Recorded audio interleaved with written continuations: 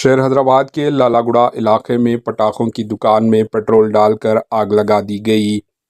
ریاست تلنگانہ کے دارالحکومت شہر حیدرآباد کے لالا گوڑا پی ایس لمٹس کے حدود میں سڑک کے کنارے لگائی گئی پٹاخوں کی دکان پر پیٹرول ڈال کر آگ لگا دی گئی۔ نامعلوم شخص نے کل شب یہ حرکت کی جو قریب میں لگے سی سی ٹی وی کیمروں میں قید ہو گئی۔ اس واقعے کے وقت دکان میں 2 افراد سو رہے تھے جن میں سے ایک جھلس گیا۔ اس کو علاج کے لیے اسپتال منتقل کر دیا گیا۔ پیٹرول ڈالنے والے شخص کو حراست میں لے لیا گیا۔ Bureau report AHN news.